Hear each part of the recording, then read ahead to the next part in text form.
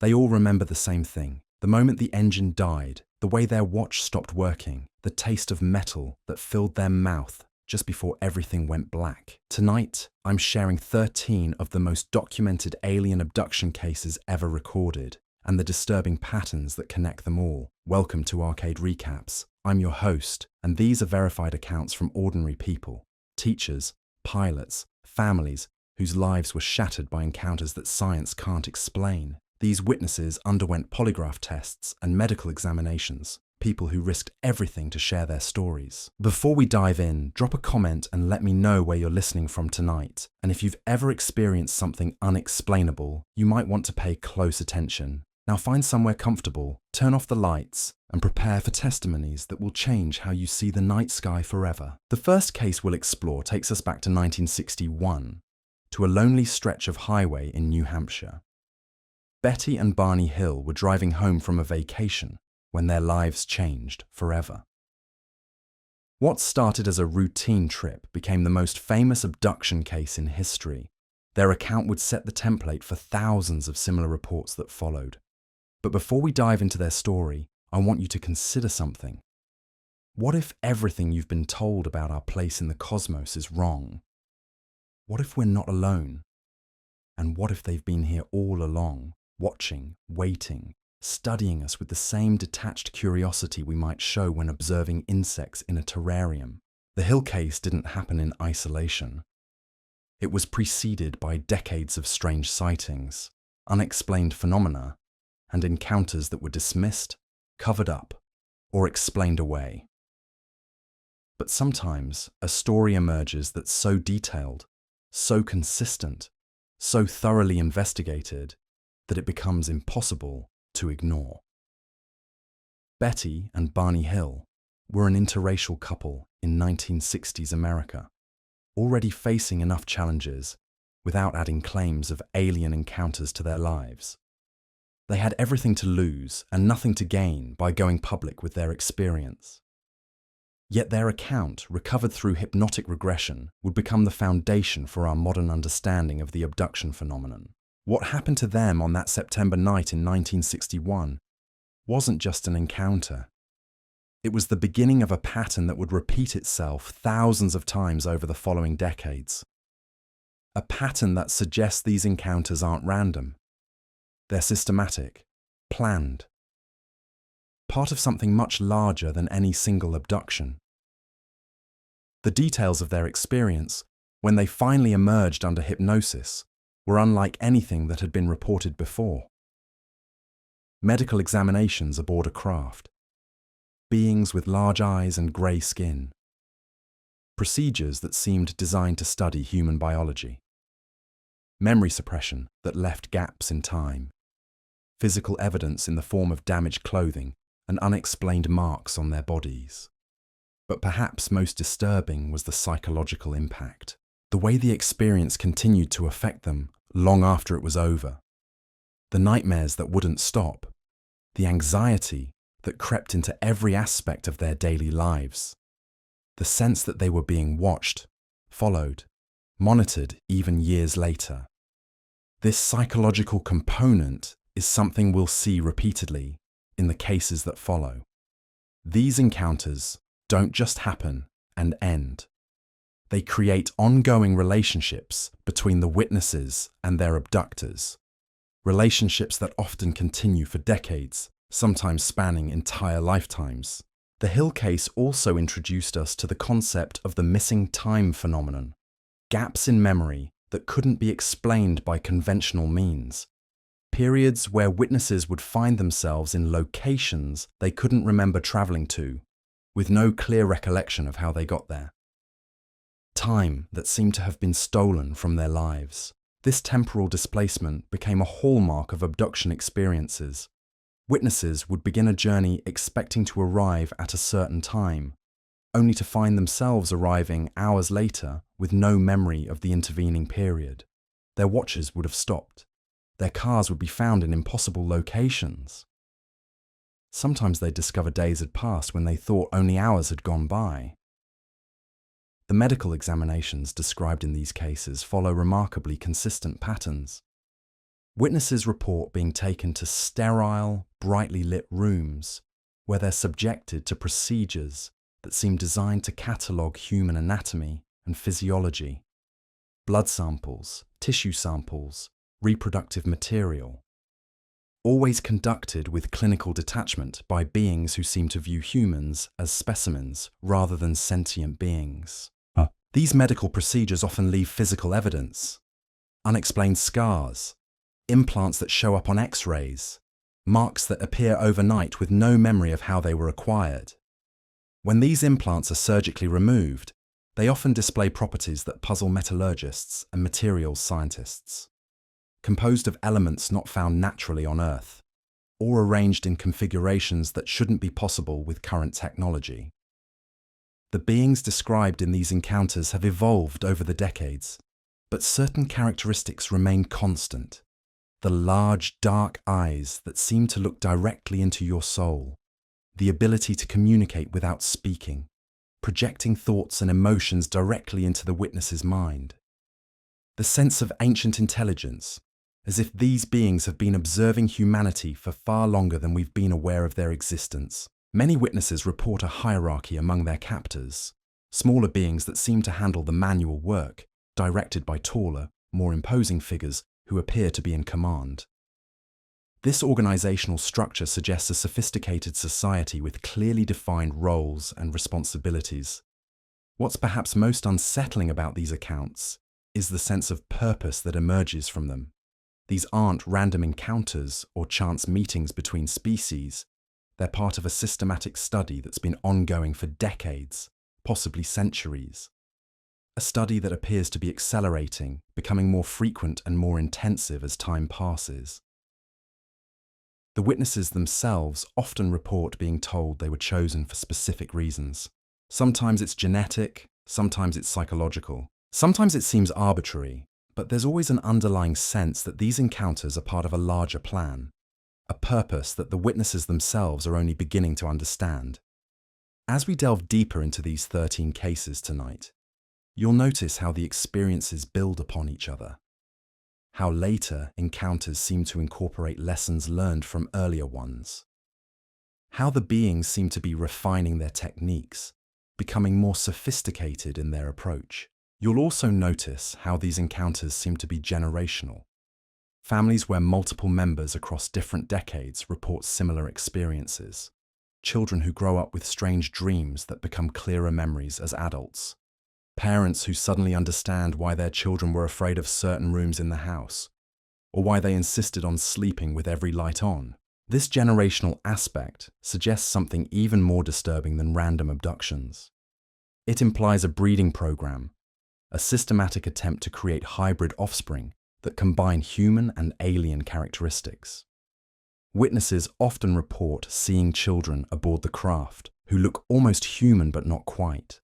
Children with oversized eyes and pale skin who seem to recognize them, who reach out as if seeking some form of connection. The emotional weight of these encounters cannot be overstated. Imagine being told you have children you've never raised, living lives you'll never be part of. Imagine seeing your own features reflected in beings who exist in a reality completely separate from your own. The grief, the confusion, the sense of violation that comes with these revelations destroys many witnesses psychologically. But tonight isn't just about the trauma, it's about the truth. About pushing past the comfortable lies we tell ourselves about humanity's place in the universe. These 13 cases represent just the tip of an iceberg that extends far deeper than most people are willing to acknowledge. The second case takes us to 1973, to the small town of Pascagoula, Mississippi. Charles Hickson and Calvin Parker were fishing on the Pascagoula River when their quiet evening became a nightmare that would haunt them for the rest of their lives. Unlike the Hill case, which emerged gradually through hypnotic regression, Hickson and Parker's encounter was immediate, traumatic, and impossible to suppress. They were sitting on the pier, lines in the water, when a craft appeared above them. Not gradually, not in the distance, but suddenly, as if it had materialized from thin air. The craft was oval-shaped, glowing with an internal light that seemed to pulse with its own rhythm. It hovered silently above the water, defying every law of physics they understood. What happened next challenged their very concept of reality. Beings emerged from the craft, floating rather than walking, moving with a fluid grace that seemed impossible for their robotic appearance. These weren't the grey beings described in other cases. They were different. Wrinkled, leathery skin. No visible eyes, just indentations where eyes should be, appendages that ended in claw-like hands. The paralysis that overtook them wasn't just physical, it was mental, emotional, complete. They could see everything happening to them, but were powerless to resist. They watched as these beings approached, felt themselves being lifted from the pier, carried toward the craft that waited above them like some mechanical predator. Inside the craft, they were separated, each subjected to examinations that seemed designed to catalogue every aspect of their being. Scanner-like devices passed over their bodies, recording information in ways they couldn't understand. The beings worked with mechanical precision, showing no emotion, no acknowledgement that their subjects were sentient beings capable of fear and pain. But what made the Pascagoula case unique wasn't just the encounter itself, it was what happened afterward. Unlike many witnesses who struggle with fragmented memories, Hickson and Parker remembered everything. The trauma was immediate, overwhelming, impossible to rationalize away. They went to the police immediately, not days later, not after talking themselves out of it, but within hours of the encounter. They were tested for drugs and alcohol. They were given lie detector tests. They were subjected to psychological evaluations. Every test confirmed what they already knew. They were telling the truth. The recordings of their initial police interviews reveal men in genuine psychological distress. Their voices shake. They contradict each other on minor details while remaining consistent on the major elements. They display all the symptoms of severe trauma, of minds trying to process an experience that shouldn't be possible. Sheriff Fred Diamond, a man with decades of law enforcement experience, later said he'd never encountered witnesses more genuinely terrified. These weren't attention seekers or publicity hounds. They were working men who'd stumbled into something that challenged everything they thought they knew about reality. The physical evidence supported their claims. Trace marks on the pier where they'd been fishing. Unusual electromagnetic readings in the area. Their fishing equipment scattered in ways that suggested a sudden, violent disturbance. Most tellingly, both men showed signs of exposure to high levels of radiation, despite having no possible source of such exposure in their daily lives. The Pascagoula case introduced another element that would become common in later reports. The sense of being chosen, of being selected, for reasons the witnesses couldn't understand. Both men reported feeling during the examination that the beings were looking for something specific, testing for qualities or characteristics that remained mysterious. This selection process appears throughout the abduction phenomenon. Witnesses often report being told they have something the beings need, some genetic marker or psychological trait that makes them valuable for the ongoing study. It's never clearly explained what these qualities are, but the implication is always that the encounter isn't random. The psychological aftermath of Pascagoula followed patterns we see in other cases. Both men suffered from severe anxiety, depression, and post-traumatic stress. Their relationships suffered, their careers were damaged by the publicity. Parker, the younger of the two, was so traumatized he refused to discuss the encounter for decades, only recently beginning to speak publicly about what happened.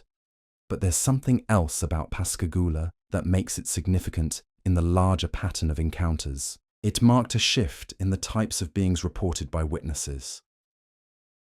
While earlier cases described more humanoid entities, Pascagoula introduced us to beings that seemed more mechanical, more robotic in their behavior and appearance. This evolution in reported entity types suggests something troubling. Either the witnesses are encountering different species working together, or the beings themselves are changing, adapting their appearance and methods based on what they learn from each encounter. Both possibilities raised disturbing questions about the scope and purpose of what's happening. The craft described in Pascagoula also represented an advancement from earlier reports. More sophisticated, more technologically advanced, capable of feats that seemed impossible even by today's standards. The ability to appear and disappear instantaneously. Silent propulsion systems that left no exhaust or visible means of support. Internal environments that seemed to exist in defiance of the craft's external dimensions. These technological capabilities suggest we're dealing with intelligence far beyond our current understanding. Beings who've mastered forms of physics and engineering that we're only beginning to theorize about. The implications of such advanced technology in the hands of unknown entities should terrify anyone who truly considers what it means for humanity's future. The third case brings us to 1975, and perhaps one of the most thoroughly documented abduction experiences ever recorded. Travis Walton was working as a logger in the Apache Sitgreaves National Forest when his encounter changed not just his life, but the lives of 6 co-workers who witnessed his disappearance. The crew was heading home after a long day when they saw lights through the trees. At first, they thought it might be a fire, but as they drove closer, they realized they were looking at something that shouldn't exist. A metallic craft, roughly 40 feet in diameter, hovering silently above a clearing in the forest. Walton, acting on impulse rather than wisdom, left the truck and approached the craft. His co-workers watched in horror as a beam of light struck him, throwing him backward with tremendous force. Terrified, they fled the scene, but their conscience forced them to return within minutes. Walton was gone. The craft was gone. Only scattered pine needles and disturbed earth marked where either had been. What followed was one of the most intensive missing person searches in Arizona history. Law enforcement agencies, search and rescue teams, volunteers, all combing thousands of acres of forest looking for any trace of Travis Walton. His co-workers were subjected to polygraph tests, accused of murder, threatened with prosecution if they didn't reveal where they'd hidden his body, but there was no body to find. For 5 days, Travis Walton simply didn't exist in our reality. He was somewhere else, experiencing things that would challenge every assumption about humanity's place in the universe. When he returned, appearing confused and dehydrated on a highway miles from where he disappeared, his account of those missing days provided details that matched patterns seen in other abduction cases, while adding new elements that expanded our understanding of what these encounters might represent. Walton described awakening in what appeared to be a medical facility. Bright lights, sterile surfaces, air that felt artificially processed. But unlike other witnesses who reported being paralyzed during their examinations, Walton retained his mobility and his ability to resist. His first clear memory was of panic, of fighting against beings who were trying to restrain him. They were small, with the large dark eyes that had become familiar from other accounts, but their behavior was different. They seemed surprised by his resistance, unprepared for a subject who fought back against their procedures. This resistance led to something unprecedented in abduction accounts. Walton was able to explore parts of the craft on his own. He described rooms filled with technology beyond current human understanding. Control panels that responded to touch with displays that seemed to exist in 3-dimensional space. Viewing screens that showed star fields and planetary surfaces with clarity that suggested real-time observation rather than recorded images. Most significantly, Walton encountered beings that were clearly different from his initial captors, taller, more human-like in appearance, wearing form-fitting suits that seemed to be made of light rather than fabric. These beings communicated with him without words, projecting emotions and concepts directly into his consciousness. They showed him images, visions of Earth from space, of human civilization from perspectives no human had ever seen. Cities at night, viewed from impossible heights. Weather patterns spanning continents. the planet itself as part of a larger cosmic environment filled with other worlds, other civilizations, other forms of life. But the most disturbing revelation came when they showed him images of Earth's future, environmental collapse, social breakdown, massive population displacement caused by climate change and resource depletion. These weren't threats or warnings, but observations, data collected from monitoring human civilization over extended periods. The implications were staggering. These beings weren't just studying individual humans, they were monitoring our entire species, tracking our development and decline with the detached interest of scientists observing a long-term experiment. The images suggested they'd been watching us for far longer than any previous case had indicated. Walton's return to consciousness happened gradually. He found himself on a table in what appeared to be another medical facility, but this one felt different, more familiar, though still clearly not of human origin. The beings attending to him seemed to be preparing him for return, checking his vital signs, ensuring he would survive the transition back to normal reality. His final memory before awakening on the highway was of being fitted with what appeared to be a breathing mask.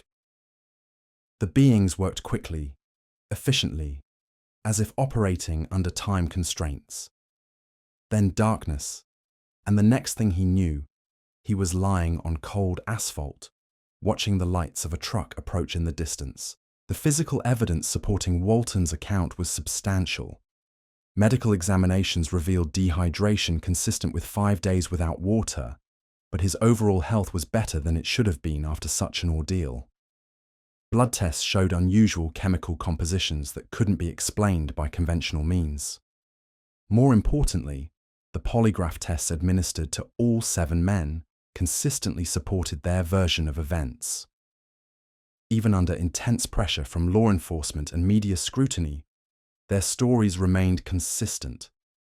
6 men witnessed Walton's disappearance, and all 6 maintained their account despite facing ridicule, threats, and accusations of conspiracy. The Walton case also introduced elements that would become common in later reports. The sense that these encounters are part of a larger monitoring program, that individual abductions serve a purpose within a broader study of human civilization. The beings weren't just interested in human biology. They were tracking our social, technological, and environmental development. This expanded scope suggests something even more unsettling than medical experimentation.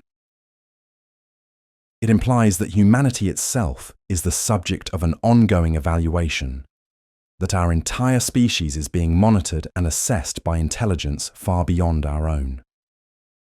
The question that emerges from this realization is simple but terrifying. What happens when their study is complete? The 4th case takes us deep into the Canadian wilderness, to a place where the aurora borealis paints the sky in colors that seem almost otherworldly. In 1976, David Stevens was working as a geological surveyor in northern Manitoba when he encountered something that would forever alter his understanding of what lurks in the vast emptiness between stars. Stevens was conducting routine mineral surveys in an area so remote that the nearest human settlement was over 200 miles away. He'd been working alone for 3 weeks, living out of a small trailer equipped with scientific instruments and basic survival gear. The isolation didn't bother him. In fact, he preferred it. Out there, surrounded by nothing but wilderness and sky, he felt connected to something larger than the mundane concerns of civilization. That connection took on a different meaning on the night of October 12th. He was reviewing his day's readings when the instruments began behaving erratically. The magnetometer, which had been providing consistent readings for weeks, suddenly spiked to levels that should have been impossible in that location. The seismic equipment detected vibrations that felt too regular, too rhythmic to be natural geological activity. When he stepped outside to check his equipment, the first thing he noticed was the silence. The constant background noise of the wilderness, the subtle sounds of wind and wildlife that become part of your consciousness after weeks in isolation, had completely stopped. It was as if the entire forest was holding its breath. Then he saw the lights, They weren't the familiar green and blue curtains of the aurora borealis. These lights were different, structured, purposeful. They formed geometric patterns in the sky, triangles and hexagons that pulsed with an internal rhythm. The patterns shifted and changed, creating what appeared to be symbols or language written across the darkness. Stevens, trained in scientific observation, began documenting what he saw. He noted the time, the weather conditions, the behavior of his instruments. But as he watched, the lights began to descend. What had seemed like atmospheric phenomena was revealing itself to be something far more substantial. The craft that emerged from the light display was unlike anything reported in previous cases. It wasn't metallic or mechanical in appearance. Instead, it seemed to be composed of crystalline structures that refracted and bent light in ways that hurt to look at directly. The surface appeared to be alive, constantly shifting and reforming like liquid mercury frozen in impossible geometric shapes. As it descended, Stevens felt a change in the air pressure around him. His ears popped repeatedly, and he experienced a sensation of weightlessness despite standing firmly on the ground. The trailer behind him began to vibrate, its metal frame resonating with frequencies that seemed to come from everywhere at once. The beings that emerged from the craft were unlike those described in earlier encounters. They were tall, easily 7 feet in height, with elongated limbs that moved with fluid grace. Their skin, if it could be called skin, seemed to be composed of the same crystalline material as their craft. Light played across their surfaces in patterns that suggested they were communicating, though no sound accompanied these displays. What happened next challenged Stevens' understanding of consciousness itself. Rather than being physically taken aboard their craft, he found his awareness being drawn upward while his body remained on the ground.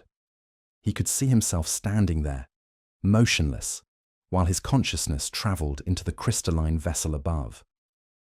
Inside, he encountered an environment that defied physical laws.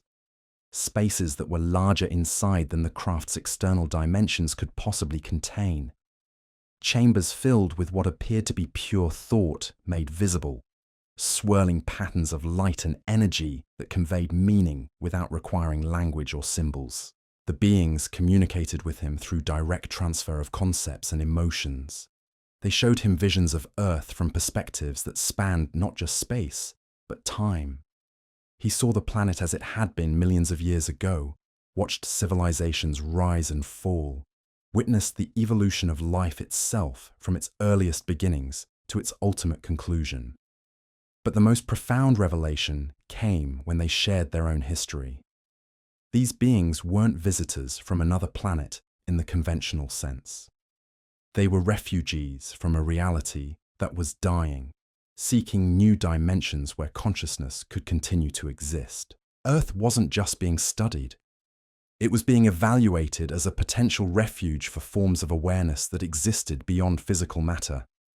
The implications were staggering. Everything humans understood about life, about consciousness, about the nature of existence itself, was revealed to be just one small facet of a far larger and more complex reality. The beings showed him civilizations that existed as pure energy, others that had transcended physical form entirely, and still others that existed in dimensions parallel to our own. They explained that what humans perceived as alien abductions were actually attempts at communication across dimensional boundaries. The physical examinations, the medical procedures, were crude approximations of true contact, limited by the narrow bandwidth of human consciousness. Most humans could only perceive these encounters in terms of their physical reality, missing the deeper exchange of information that was actually taking place. Stevens was told that he had been chosen because his consciousness was more flexible than most, capable of stretching across dimensional boundaries while maintaining coherence. His work as a surveyor, they explained, had already trained him to perceive patterns and structures that others missed. This made him an ideal candidate for deeper contact. The experience lasted what felt like hours from his perspective, but when his consciousness returned to his body, he discovered that only minutes had passed in normal time. The craft was already ascending, its crystalline structure dissolving back into patterns of light that merged with the aurora borealis and disappeared. The physical evidence of his encounter was subtle, but undeniable. His instruments had recorded electromagnetic anomalies that lasted for precisely 17 minutes. The ground around his trailer showed signs of having been subjected to intense pressure, as if massive weight had been distributed evenly across the area. Most significantly, he discovered that his understanding of geological formations had been fundamentally altered. In the days that followed, Stevens found himself able to locate mineral deposits with uncanny accuracy. His surveys, which had previously required extensive drilling and testing, could now be completed with near-perfect precision simply by observing surface features. It was as if the encounter had enhanced his ability to perceive the underlying structure of the Earth itself. But the psychological impact was far more profound than any enhanced abilities. Stevens reported feeling disconnected from human society, as if he had seen too much of the larger reality to be satisfied with the limited perspectives of normal life. He struggled to maintain relationships, to care about mundane concerns, to find meaning in activities that had previously brought him satisfaction. This sense of existential displacement became a recurring theme in subsequent cases. Witnesses often reported feeling like strangers in their own lives after their encounters, as if they had been shown a truth so vast and overwhelming that ordinary human existence seemed petty and meaningless by comparison. The Stevens case also introduced the concept of consciousness transfer as opposed to physical abduction. Later witnesses would report similar experiences where their awareness seemed to leave their bodies while they remained physically present. This suggested that the phenomenon was more complex than simple kidnapping, involving forms of contact that transcended the boundaries between mind and matter. Perhaps most disturbing was the revelation that these encounters might not be random events, but part of a larger process of dimensional migration. If consciousness could exist independently of physical form, if entire civilizations could relocate to new realities when their original dimensions became uninhabitable, then humanity might be witnessing the early stages of an invasion unlike anything previously imagined. The fifth case brings us to suburban America in 1979, to a story that shows how these encounters can shatter the illusion of safety that surrounds our daily lives. Sarah Mitchell was a kindergarten teacher living in a quiet neighborhood outside Denver when her world was turned upside down by visitors who shouldn't exist. It started with the children in her class.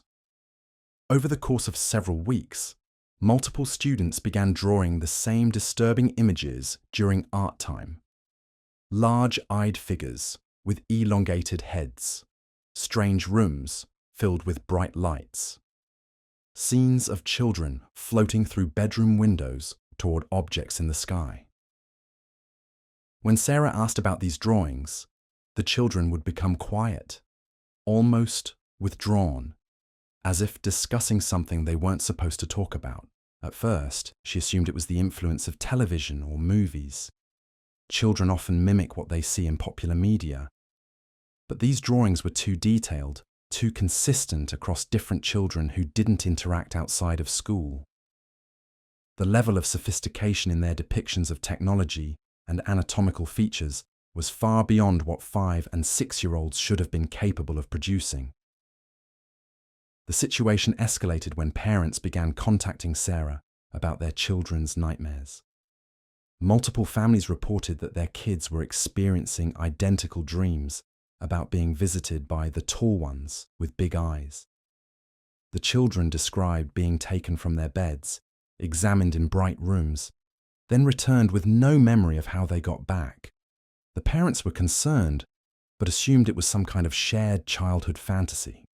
Sarah might have dismissed it all as coincidence if she hadn't started experiencing her own encounters. It began with a feeling of being watched. Walking to her car after school, she would sense eyes on her from empty parking lots. At home, she would catch glimpses of movement outside her windows. But when she looked directly, nothing was there. Her dog, usually calm and friendly, became agitated at night, growling at empty doorways and refusing to go outside after dark. The first direct contact occurred on a Friday night in November. Sarah was grading papers when she heard a sound from her backyard. It wasn't loud, just a subtle humming that seemed to vibrate through the walls of her house. When she looked out her kitchen window, she saw lights moving between the trees at the edge of her property. Her rational mind told her it was probably teenagers or someone walking their dog with a flashlight. But something about the movement of the lights was wrong. They didn't bob and weave like handheld illumination. They moved with mechanical precision, maintaining perfect formation as they approached her house.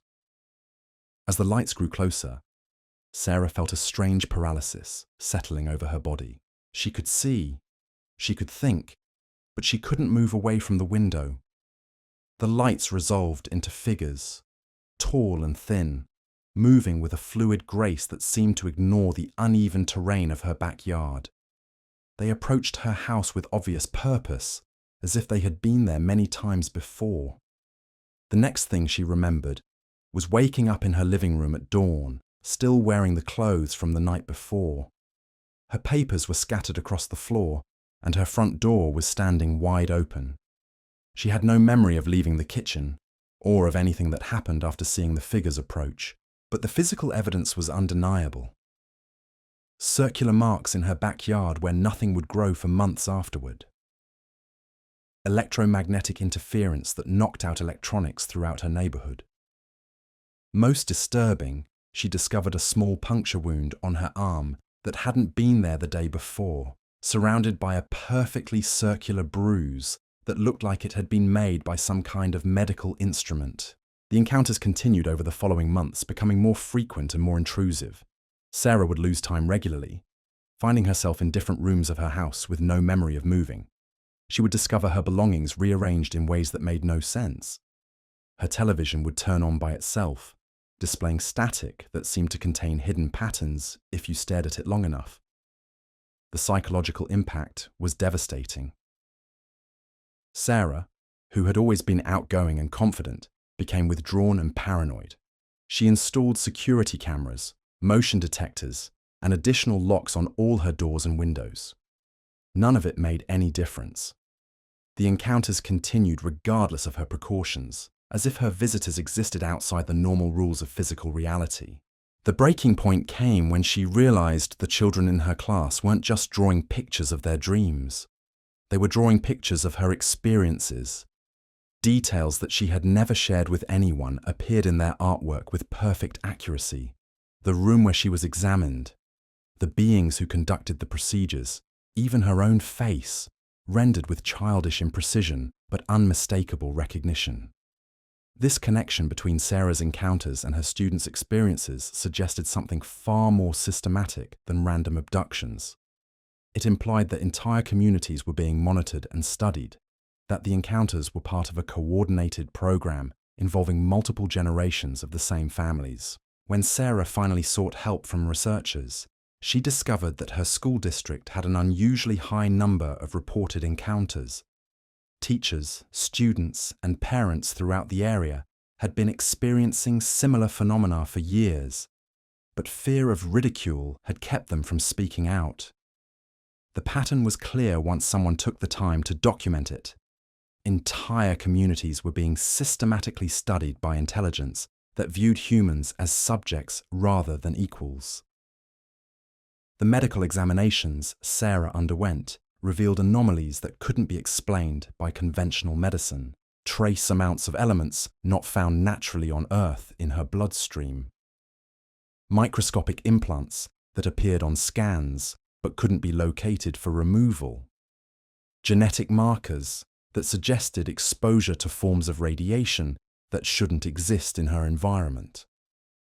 But perhaps the most disturbing discovery was that she wasn't the first teacher to experience these encounters. Research revealed a pattern going back decades of educators reporting similar experiences, often accompanied by children in their classes, displaying knowledge they shouldn't possess, and drawing images of encounters they claimed to remember. This generational aspect suggested that the phenomenon wasn't random or temporary. It was systematic, ongoing, and seemed to be intensifying over time. The beings conducting these studies appeared to be particularly interested in humans who worked with children, as if they were monitoring the development and education of future generations. The psychological profiles of witnesses also began to reveal patterns. People chosen for encounters often shared certain characteristics: above-average intelligence, strong empathetic abilities, positions of trust within their communities. It was as if the selection process was designed to identify individuals who could serve as effective monitors of human social development. Sarah's case also highlighted the community-wide nature of the phenomenon. These weren't isolated incidents happening to random individuals.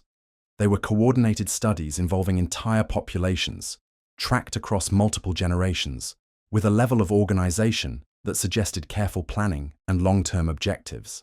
The implications were staggering. If these encounters were as systematic and widespread as the evidence suggested, then humanity was unknowingly participating in a study whose scope and purpose remained hidden from us. We were being catalogued, monitored, and analyzed by intelligence that viewed our entire civilization as a research project. The sixth case brings us to one of the most thoroughly documented encounters in the history of the phenomenon.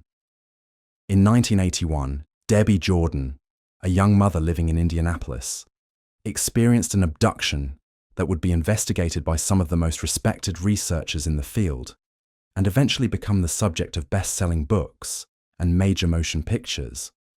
But the Hollywood version of her story, while dramatic, only scratched the surface of an encounter that revealed disturbing truths about the scope and intensity of the ongoing study of humanity. Jordan's encounter began like so many others, with a sense of being watched that she couldn't shake. For weeks leading up to the main event, she experienced the familiar pattern of missing time, unexplained marks on her body, and electronic disturbances in her home. Her young son began talking about the visitors who came to his room at night, describing beings with large eyes who spoke to him without using words. What made Jordan's case unique wasn't just the encounter itself, but the level of documentation that surrounded it.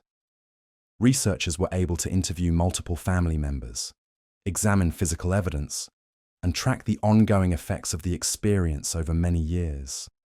The picture that emerged was of a family that had been under observation for an extended period, with encounters that stretched back to Jordan's childhood and continued well into her adult life. The night of her most significant encounter started with the now familiar electrical disturbances. Lights flickered throughout the house, the television displayed strange interference patterns, and the family dog refused to come inside despite the cold December weather. Jordan felt drawn to look out her bedroom window, where she saw lights moving in the field behind her house. Unlike other witnesses who reported being paralyzed during their encounters, Jordan retained enough awareness to fight back. She described struggling against her captors, trying to wake her husband, attempting to alert neighbors. But her resistance seemed to make no difference. The beings proceeded with their examination as if her protests were merely an interesting behavioral response to be noted and catalogued.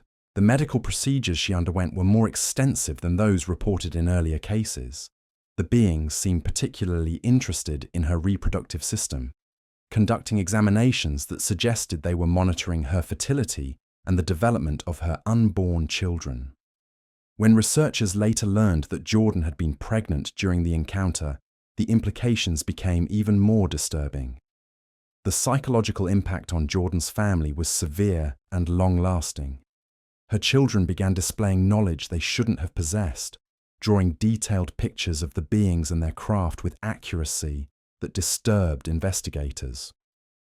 Her husband, initially skeptical of his wife's claims, began experiencing his own encounters and gradually came to accept the reality of what was happening to his family. But the Jordan case revealed something even more unsettling than individual abductions. Investigations showed that similar encounters were occurring throughout their neighborhood, often to families who had no knowledge of each other's experiences. The patterns suggested a systematic study of an entire community, with researchers tracking multiple family lines across several generations. The physical evidence was extensive and well documented. Soil samples from the area where Jordan claimed to have been taken showed unusual chemical compositions and trace elements not found naturally in that region. Electromagnetic readings taken during subsequent encounters revealed patterns of energy that couldn't be explained by conventional science. Most significantly, medical examinations revealed implants that appeared on X-rays, but couldn't be located through physical examination. The beings Jordan encountered seemed more sophisticated than those described in earlier cases. They demonstrated advanced understanding of human psychology, using techniques that suggested they had been studying human behavior for extended periods. They showed her images of hybrid children, beings that appeared to be part human and part something else, existing in environments that seemed designed to bridge the gap between human and alien reality.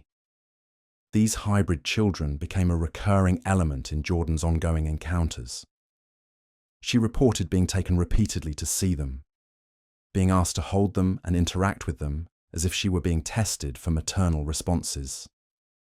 The emotional trauma of these encounters was devastating, creating bonds with beings she could never truly connect with, children she could never raise or protect. The generational aspect of Jordan's experiences became clear when researchers discovered that her mother and grandmother had also reported strange encounters throughout their lives.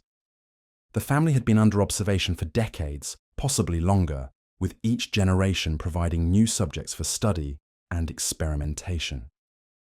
This multi-generational tracking suggested something far more systematic than random abductions. It implied a breeding program designed to create specific genetic combinations, with families monitored across multiple generations to track the results of various genetic modifications. The beings weren't just studying humanity, they were actively participating in its evolution. The Jordan case also introduced researchers to the concept of screen memories, false recollections implanted to hide the true nature of encounters. Jordan reported memories that seemed real, but contained impossible elements, experiences that felt authentic, but couldn't have occurred in physical reality. These false memories served to confuse witnesses and make it difficult for them to understand what had actually happened to them. The psychological warfare aspect of these encounters became increasingly apparent as researchers delved deeper into Jordan's experiences. The beings seemed to understand that confusion and uncertainty were more effective than complete memory suppression. By leaving witnesses with fragmented, contradictory memories, they ensured that most people would question their own experiences rather than seeking help or going public with their stories. Jordan's willingness to speak openly about her encounters, despite the personal cost, provided researchers with unprecedented access to an ongoing abduction case. They were able to document patterns that had only been theorized about in previous investigations, confirming suspicions about the systematic nature of the phenomenon and the long-term objectives of those conducting it. The seventh case takes us to the remote desert of New Mexico in 1985, where cattle rancher Miguel Santos encountered something that would challenge everything he thought he knew about the boundaries between realities. Santos had been working his family's ranch for over 30 years, familiar with every rock formation and wildlife pattern across thousands of acres of harsh but beautiful landscape. The strangeness began with his cattle. Over the course of several weeks, he found animals in impossible locations, discovered in areas they couldn't have reached without passing through locked gates or crossing terrain that would have been impassable for livestock. The cattle showed no signs of injury or distress, but they displayed behavioral changes that Santos had never seen in decades of ranching. They would stand in perfect formations, all facing the same direction, remaining motionless for hours, regardless of weather conditions. They stopped responding to familiar sounds and commands, as if they were listening to something only they could hear. Most disturbing, They began gathering in specific locations on the ranch, always the same spots, as if drawn by some invisible force. Santos initially attributed the strange behavior to disease or environmental factors, but veterinary examinations revealed the animals to be in perfect health. If anything, they seemed healthier than normal, with improved muscle tone and coat condition that couldn't be explained by changes in diet or care. The first direct encounter occurred on a moonless night in October. Santos was checking on a group of cattle that had gathered in a remote section of the ranch when he saw lights approaching from the north. At first, he assumed it was another rancher, or perhaps Border Patrol agents conducting routine sweeps of the area. But as the lights drew closer, he realized he was looking at something that defied explanation. The craft was massive, easily the size of a football field, moving silently across the desert landscape with no visible means of propulsion. Its surface was covered with patterns of light that shifted and changed like living circuits, creating designs that seemed to convey meaning through their movements. As it passed overhead, Santos felt a pressure change that made his ears pop and caused his horse to rear in terror.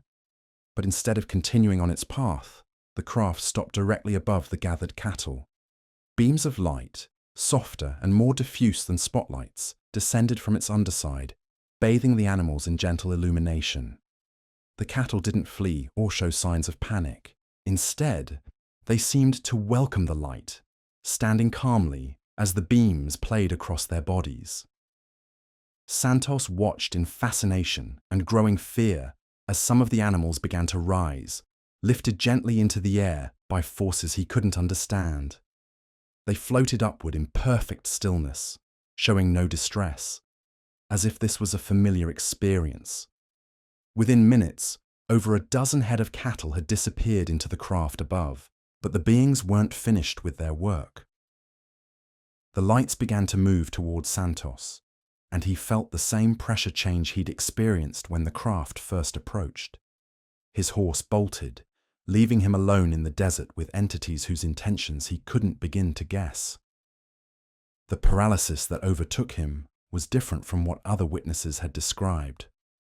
Rather than complete immobilization, Santos found his consciousness expanding, his awareness stretching beyond the boundaries of his physical body. He could see himself standing in the desert, but he could also perceive the entire ranch from above, as if his mind had been lifted to match the elevation of the craft. From this elevated perspective, he saw patterns in the landscape that had been invisible from ground level.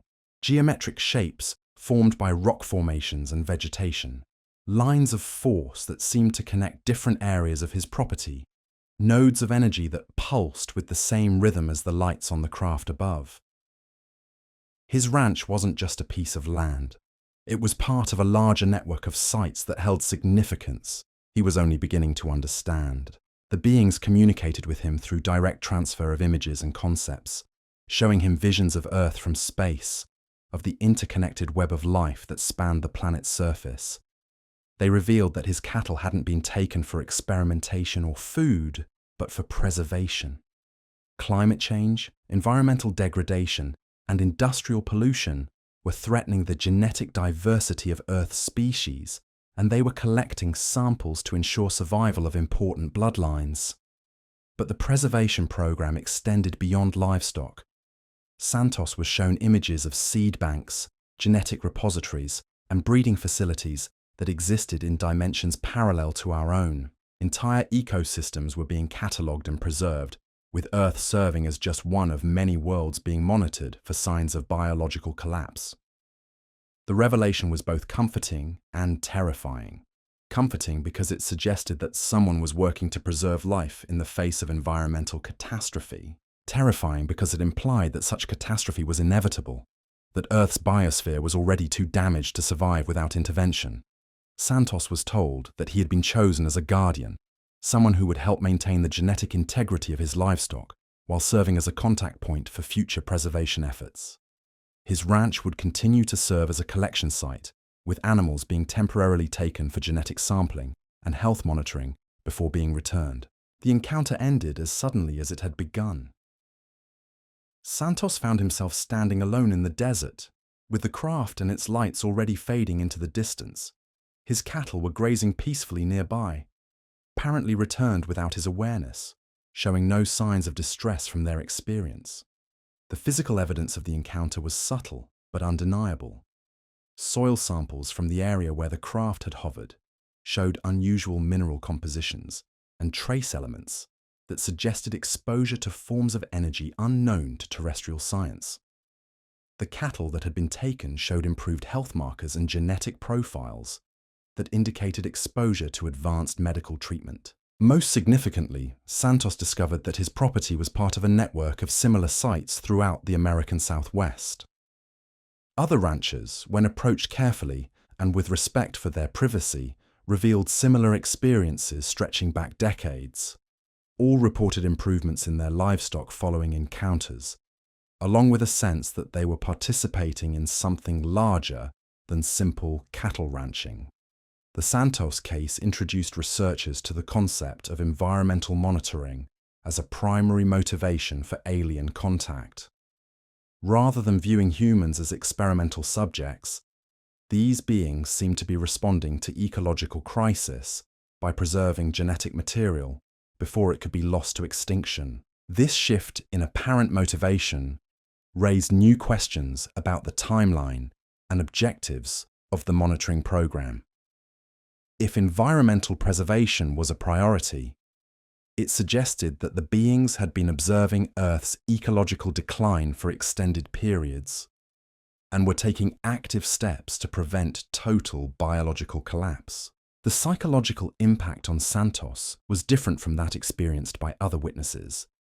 Rather than trauma and anxiety, he reported feeling a sense of purpose and responsibility. He had been entrusted with important work, given a role in preserving life itself. This positive interpretation of contact suggested that not all encounters were traumatic, that some witnesses might be willing participants in programs they understood and supported, but the implications remained disturbing. If advanced beings were actively working to preserve Earth's biosphere, it suggested that our planet's environmental systems were in far worse condition than most people realized. The need for off-world preservation implied that terrestrial conservation efforts were insufficient to prevent ecological collapse. The eighth case brings us to the suburbs of Phoenix in 1987, where aerospace engineer, Dr. Amanda Chen experienced an encounter that would fundamentally alter her understanding of physics and challenge her faith in humanity's technological capabilities. Chen was working on classified projects for a major defense contractor, developing advanced propulsion systems that pushed the boundaries of known science.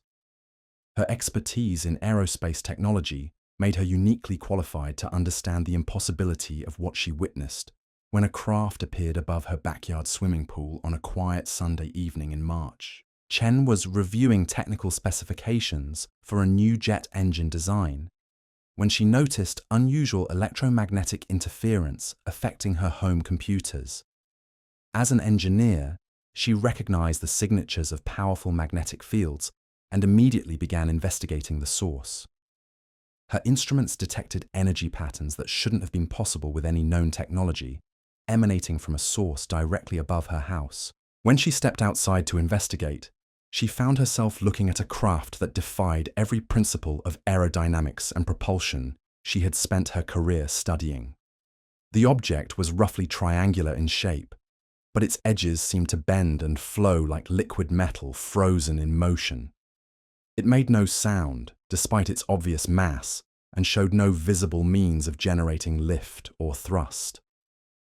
As an engineer, Chen's first instinct was to analyze what she was seeing from a technical perspective. She estimated the craft's dimensions, calculated its approximate mass based on its apparent density, and tried to determine how it could possibly remain airborne. Every calculation led to the same impossible conclusion. The object couldn't exist according to known physics, but her analytical approach was interrupted when the craft began to descend.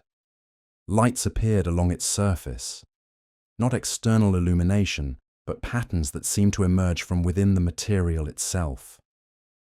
The lights formed complex geometric shapes that shifted and evolved, creating displays of mathematical beauty that spoke to Chen's engineering background.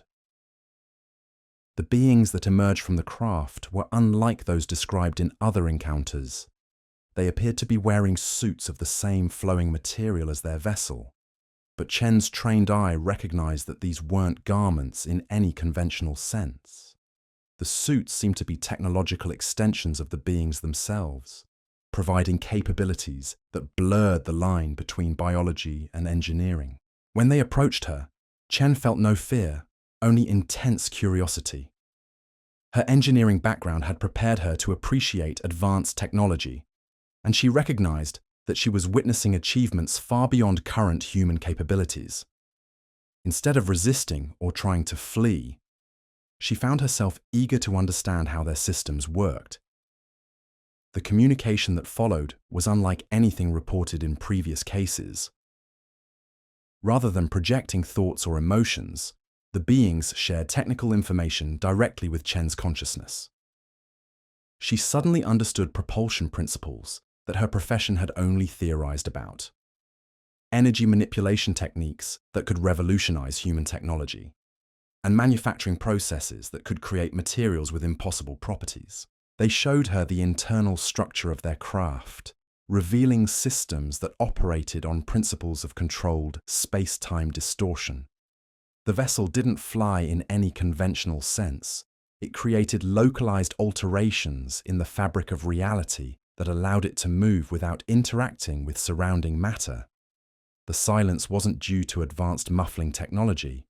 The craft simply didn't displace air in its passage. The beings explained that they were researchers, much like Chen herself, studying the development of technological civilizations throughout the galaxy. Earth had reached a critical point in its development, where further advancement would require understanding principles that human science had barely begun to recognize. They were evaluating whether humanity was ready for such knowledge. Chen was told that her work on advanced propulsion systems had brought her to their attention.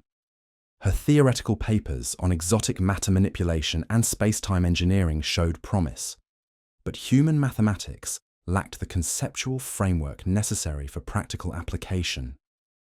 The beings offered to provide guidance, but warned that premature technological advancement could be dangerous for a species not yet mature enough to handle such power responsibly. The technical information they shared with Chen was overwhelming. She understood concepts that had no names in human language, grasped mathematical relationships that couldn't be expressed in terrestrial notation, and perceived engineering possibilities that would take human civilization centuries to develop independently.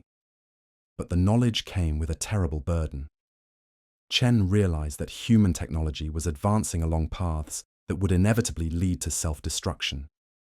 The weapons applications of advanced physics were far more dangerous than nuclear technology, capable of literally tearing holes in the fabric of reality. Without proper ethical development, such knowledge would doom any civilization that acquired it. When the encounter ended, Chen found herself alone in her backyard, with her understanding of the universe permanently altered. The technical knowledge she had received began to fade within hours, leaving her with only fragments of concepts, too advanced for her mind to retain. But the awareness of what was possible and what was at stake remained crystal clear.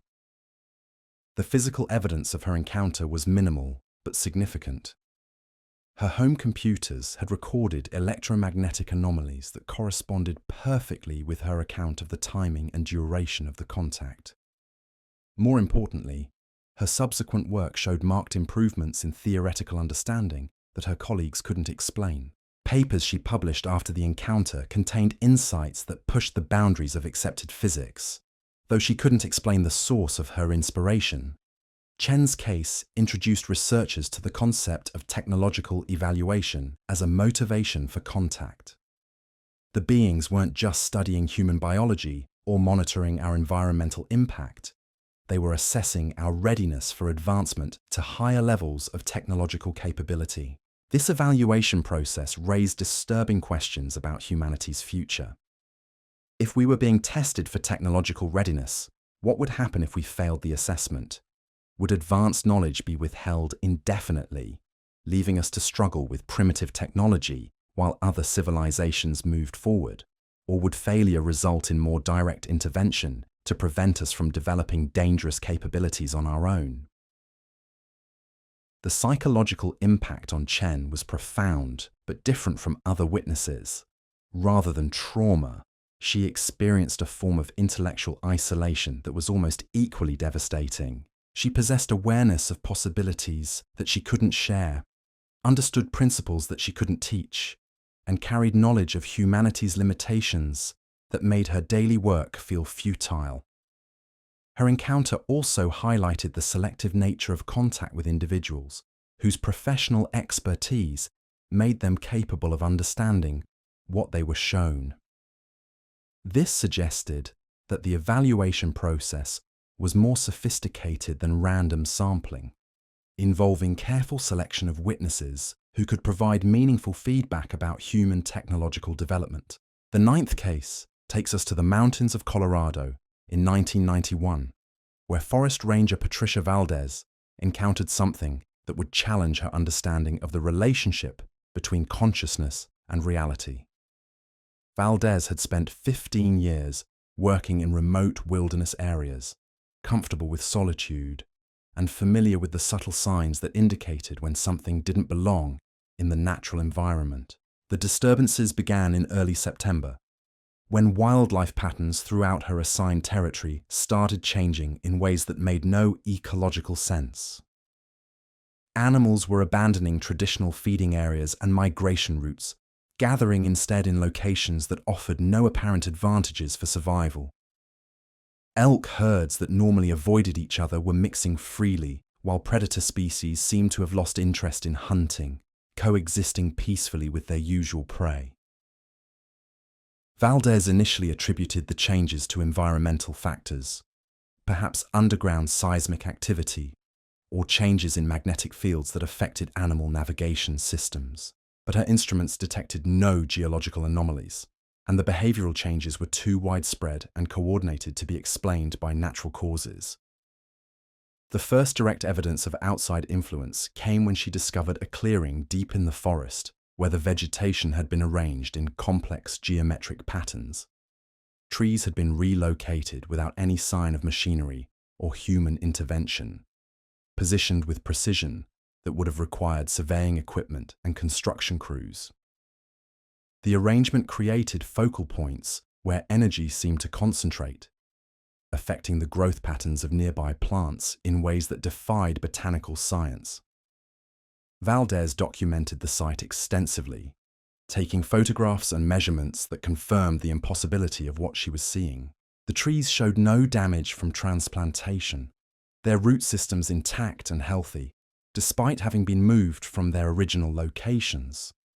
The geometric patterns incorporated mathematical relationships that suggested knowledge of advanced architectural principles. But the site wasn't static. Each time Valdez returned, she found subtle changes in the arrangement, modifications that improved the overall design while maintaining the fundamental geometric structure. Something was actively maintaining and improving the installation, working with an understanding of natural systems that exceeded human knowledge. The direct encounter occurred on a misty October morning when Valdez was conducting a routine patrol near the geometric clearing.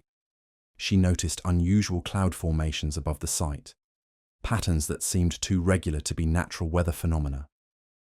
As she watched, the clouds began to descend, revealing themselves to be something far more substantial than water vapor. The craft that emerged from the artificial clouds was unlike anything described in previous cases. It seemed to be grown rather than manufactured, its surfaces organic in appearance but clearly artificial in origin. Vine-like structures covered its hull, pulsing with bioluminescent patterns that suggested it was as much living organism as technological device. The beings that emerged were equally organic in appearance, tall and slender, with skin that seemed to photosynthesize sunlight directly. They moved with the fluid grace of plants swaying in wind, but their intelligence was obvious in the purposeful way they approached their work. They began modifying the geometric arrangement of trees, making adjustments that created new focal points and energy flows throughout the clearing. Valdez felt no fear as she watched them work. Their presence radiated a sense of harmony with natural systems that put her at ease despite the impossibility of what she was witnessing. When they noticed her observation, they approached with curiosity rather than hostility, examining her with the same careful attention they gave to the trees and soil. The communication that followed was unlike anything reported in other cases. Rather than projecting thoughts or images, the beings shared their perspective on the interconnectedness of all living systems. Valdez suddenly understood the forest not as a collection of separate organisms, but as a single vast entity with consciousness distributed throughout its structure. The geometric arrangements they were creating served as neural networks for this forest consciousness, allowing communication and coordination between different areas of the ecosystem. Trees, plants, animals, even the soil itself were all part of a vast thinking system that spanned continents.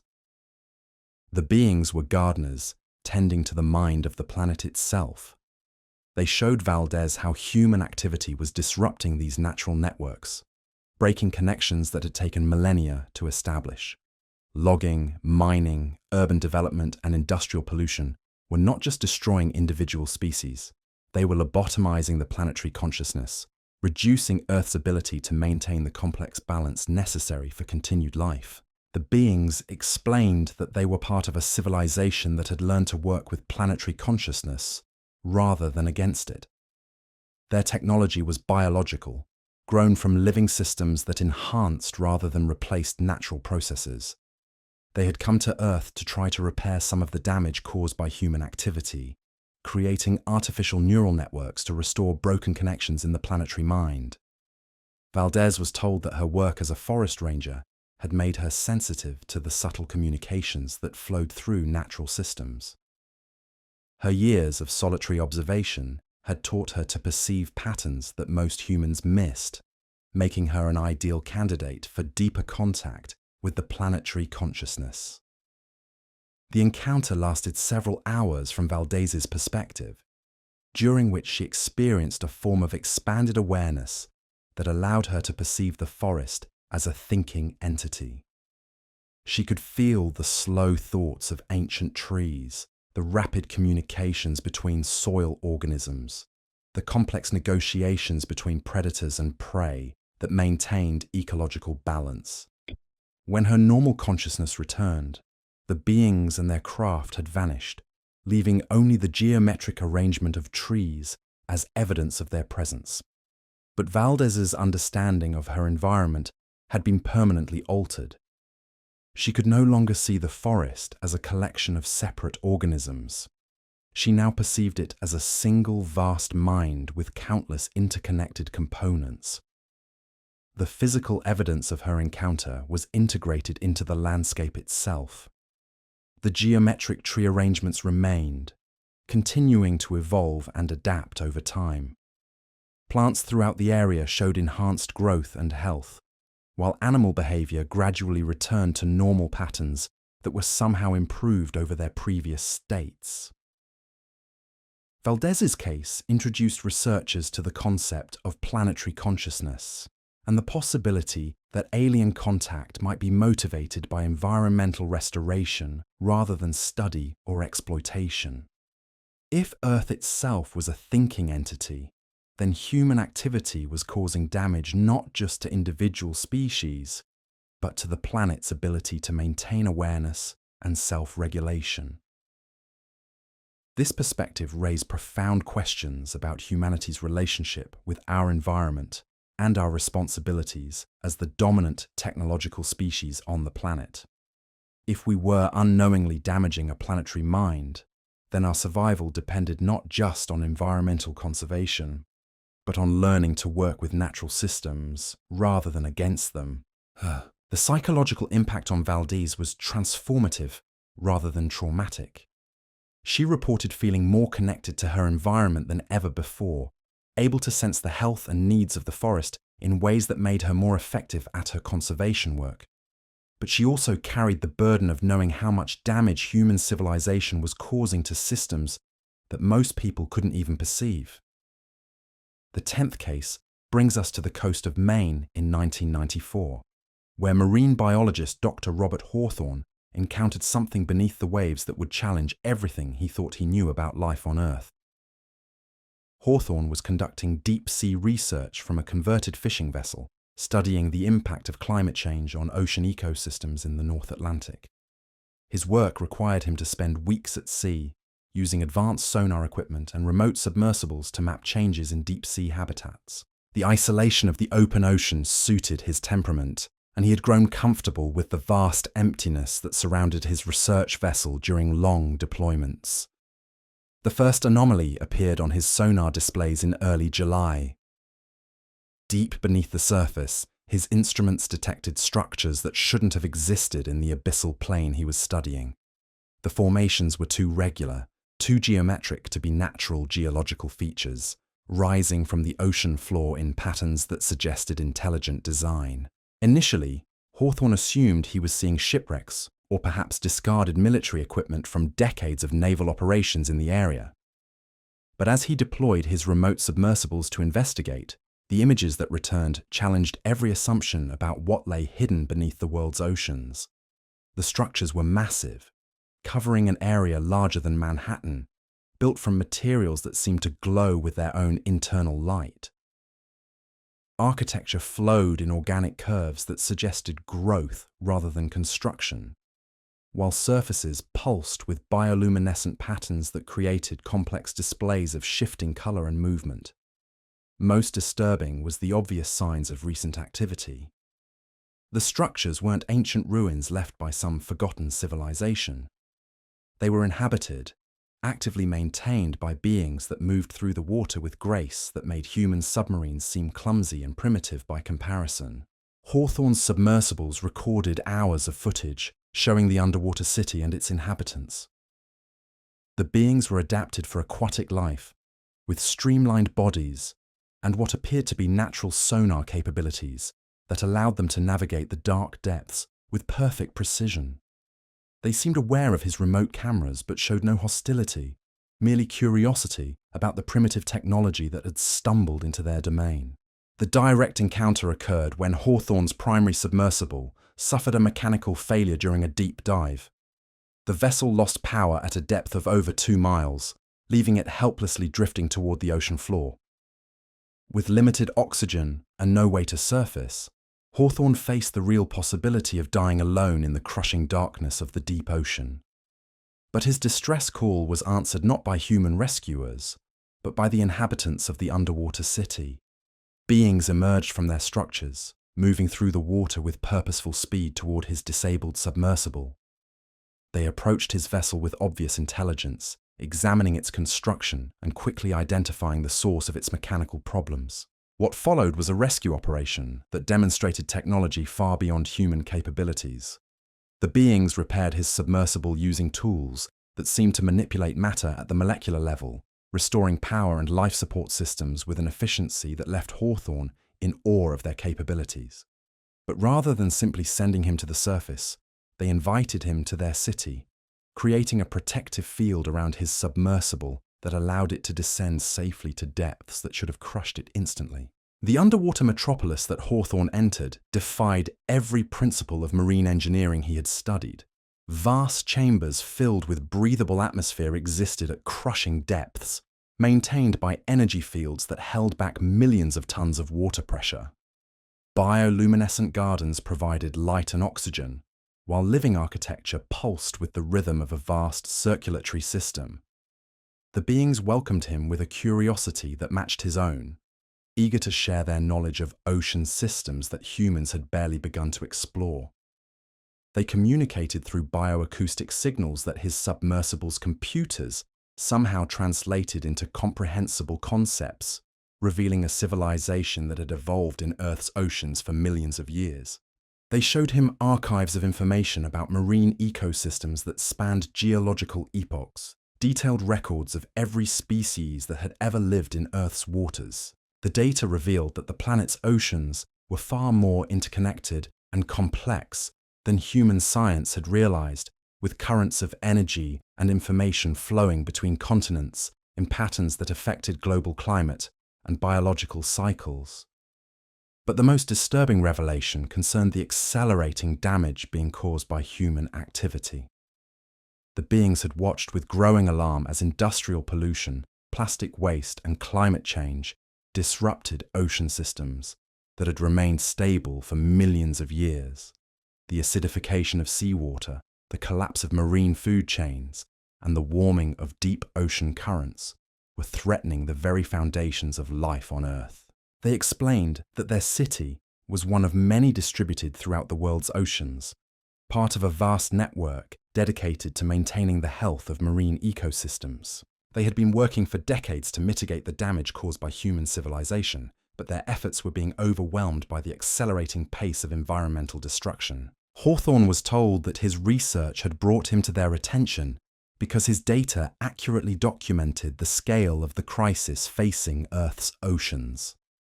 His scientific work had unknowingly paralleled their own monitoring efforts, making him a valuable potential ally in their conservation efforts.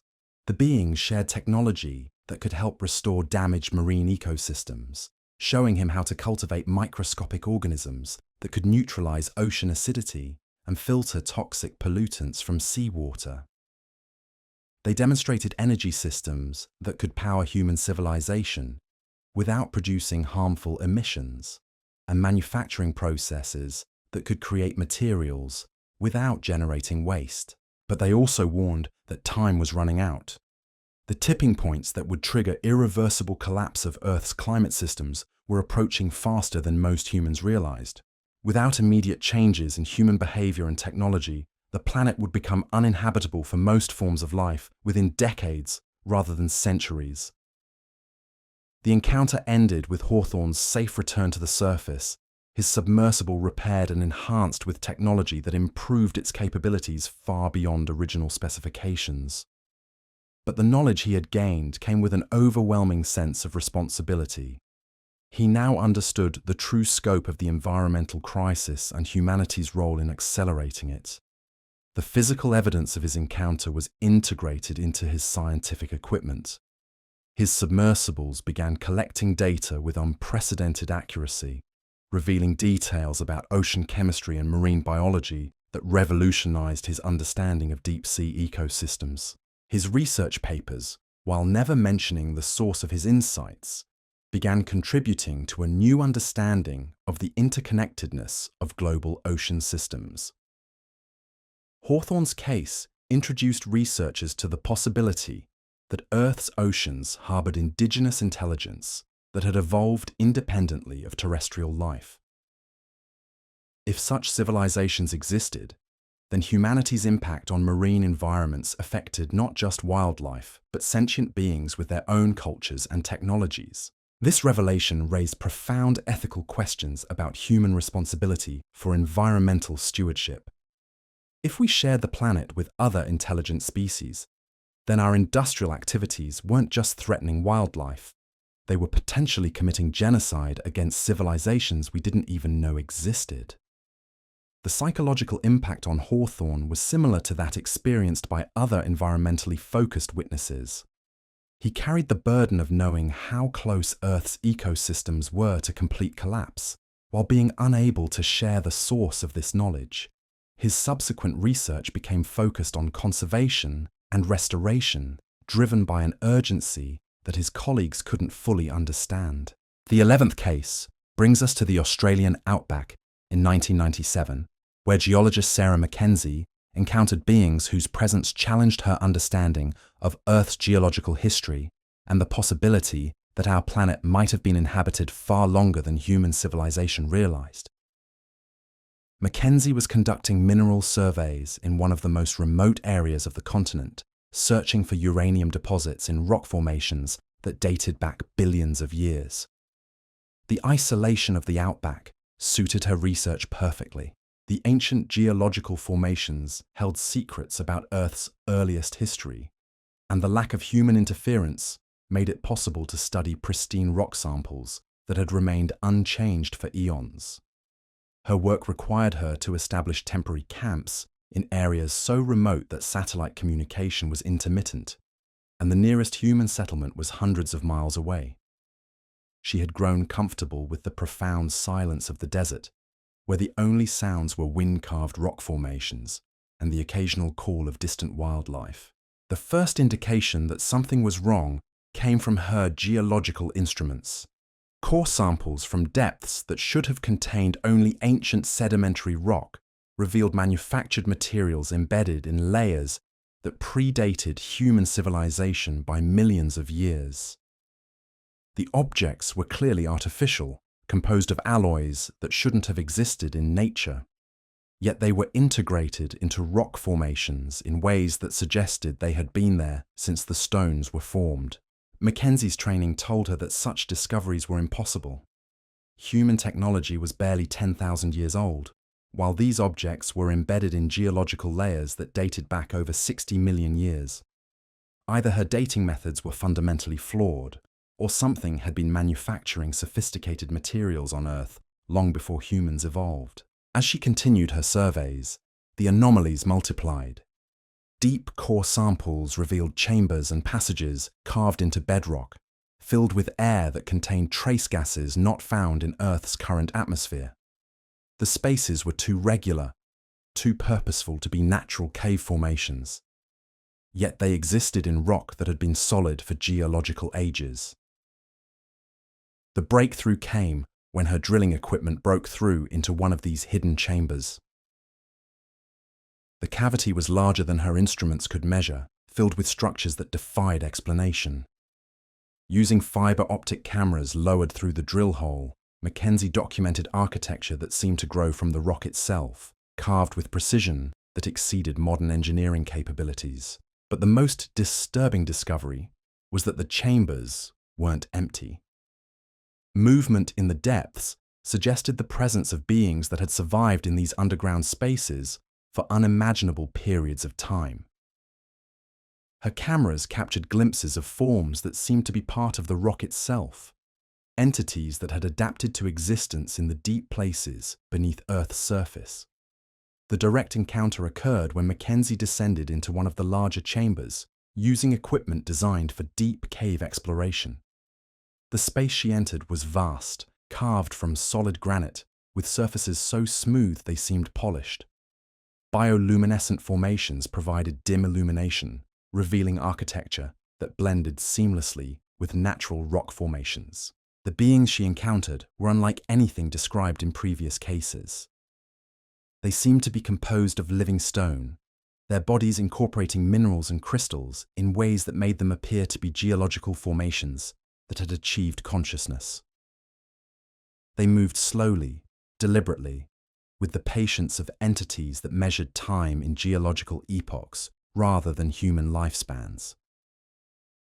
Communication with these ancient beings required Mackenzie to adjust her thinking to temporal scales that challenged human comprehension. They had witnessed the rise and fall of countless species, observed the gradual changes in Earth's climate and geology across millions of years. To them, the emergence of human civilization was a recent event, barely noticeable in the vast sweep of planetary history. They showed her records carved in living rock, chronicles of Earth's deep history that revealed civilizations that had risen and fallen long before humans existed. The planet had been home to multiple intelligent species across its history, each leaving traces in the geological record that conventional science had misinterpreted as natural formations.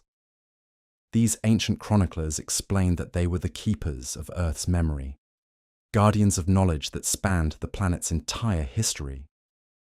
They had survived multiple extinction events, adapting to life in the deep places where surface catastrophes couldn't reach them. Their role was to preserve information about each era of Earth's development, ensuring that knowledge wasn't lost when surface civilizations destroyed themselves. The revelation that disturbed Mackenzie most was their assessment of humanity's future. They had observed the same patterns of environmental destruction and social collapse in previous civilizations. The accelerating pace of climate change, resource depletion, and ecological damage followed trajectories they had documented multiple times before. humanity was repeating mistakes that had doomed earlier intelligent species. But unlike previous civilizations, humans had developed technology capable of permanently damaging Earth's ability to support complex life. Nuclear weapons, genetic engineering, and industrial pollution posed threats that earlier species hadn't possessed.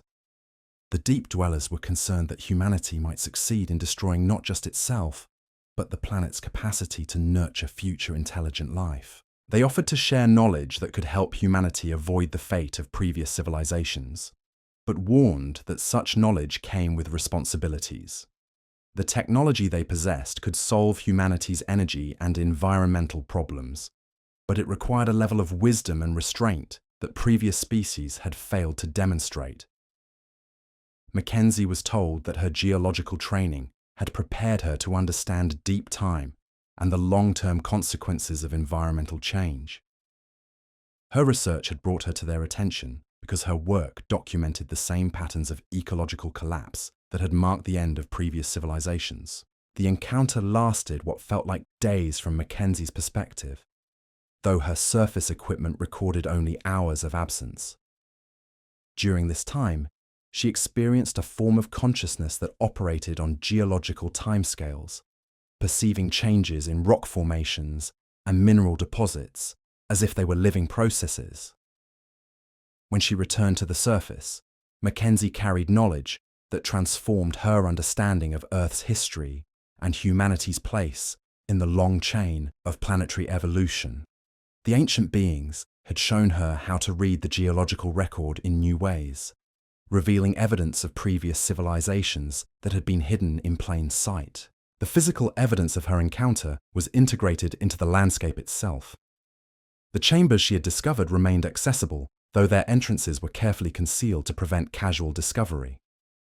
Her geological surveys began revealing patterns that revolutionized understanding of certain rock formations, suggesting that many assumed natural features might actually be remnants of ancient construction. Mackenzie's case introduced researchers to the possibility that Earth itself might be far older as a home for intelligent life than previously believed. If multiple civilizations had risen and fallen over geological time, then humanity was just the latest in a long series of species to achieve technological development.